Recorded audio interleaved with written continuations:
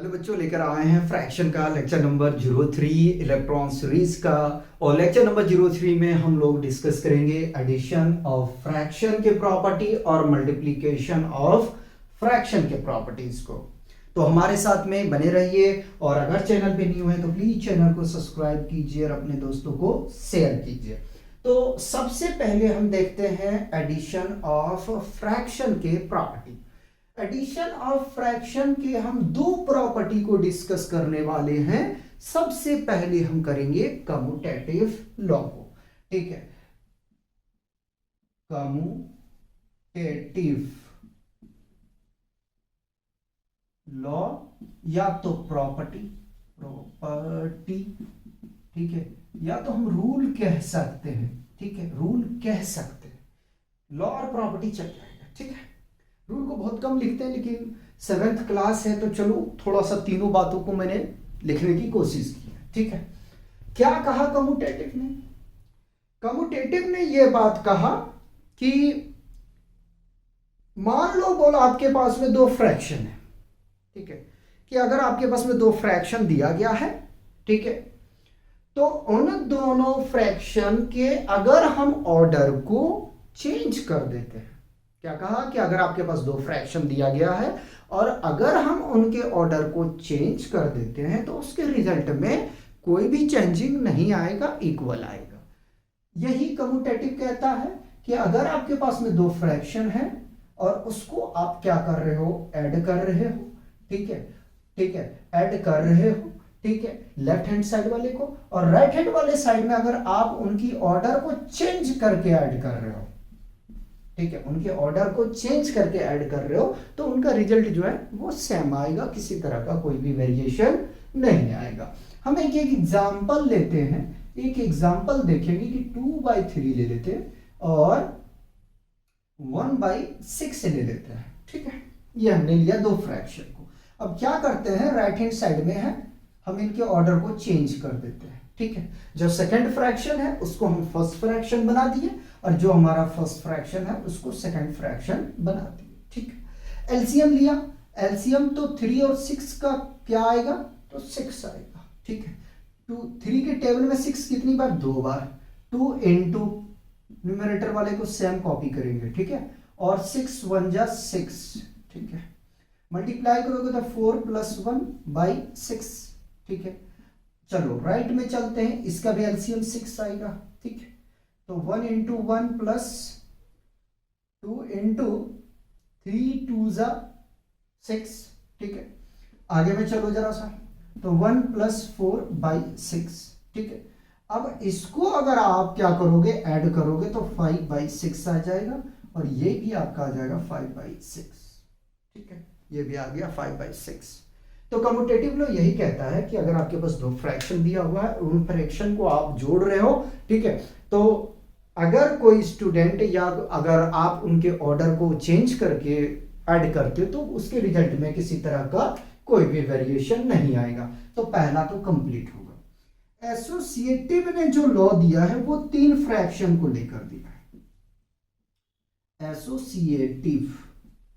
Associative law लिखूंगा, ठीक है, लॉ, ठीक।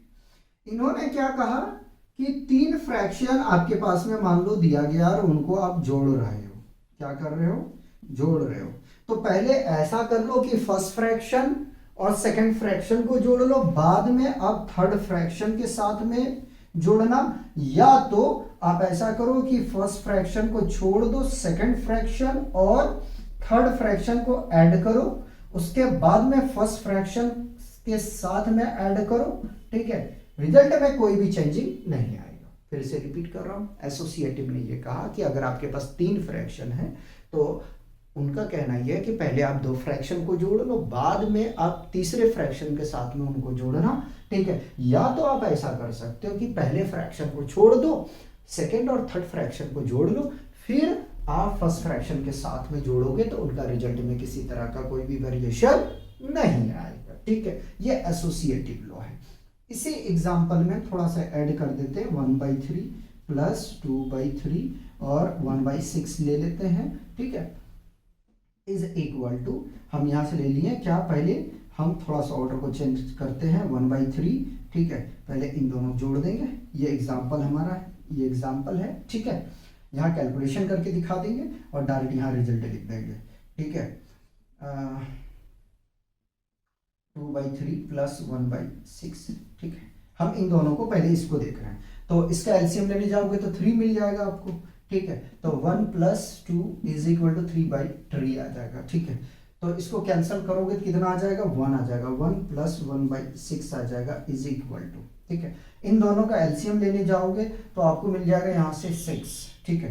तो 3 2 6 और 2 को मल्टीप्लाई 2 से करोगे तो 4, ठीक है। और 1 को कॉपी कर लिया हमने, 6 1 6 यानी कि 1 × 1 करोगे तो ये आपको मिलेगा फाइनली 1, ठीक है। ऐड करोगे तो 5/6 आ जाएगा, ठीक है। 1/3 कॉपी करिए प्लस 5/6 आ गया, ठीक। अब इसका कैलकुलेशन कर लेते हैं और देखते हैं क्या आता है। तो इसके डिनोमिनेटर में 1 मान लेते हैं, इसके डिनोमिनेटर में 1 मान लिया तो एलसीएम 6 आएगा, तो 6 + 1 = 7/2। दूसरा इधर कैलकुलेशन कर लेते हैं, तो 3 और 6 का एलसीएम 6 आ जाएगा, ठीक है।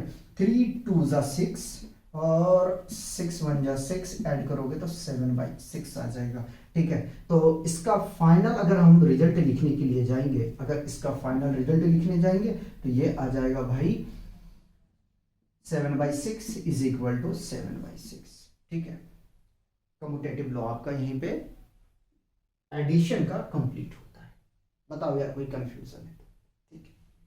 सिर्फ आपको ये माइंड में रखना है कि ऑर्डर चेंज करने से रिजल्ट में किसी तरह का कोई भी वेरिएशन नहीं होगा, ठीक है। फर्स्ट देखते हैं मल्टीप्लीकेशन में कम्यूटेटिव को ही उठाएंगे हम लोग, कम्यूटेटिव लॉ, ठीक है। तो क्या कहता है कि A/B × C/D, ठीक है, = C/D × A/B।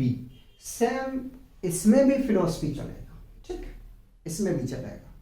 कम्यूटेटिव याद रखना कि कम्यूटेटिव ने 2 फ्रैक्शन को लेकर ही एडिशन का बात बोला है और 2 फ्रैक्शन का मल्टीप्लीकेशन का ही बात बोला है। तो अब इसमें कैसे करोगे, पहले न्यूमरेटर को मल्टीप्लाई करोगे, ठीक है।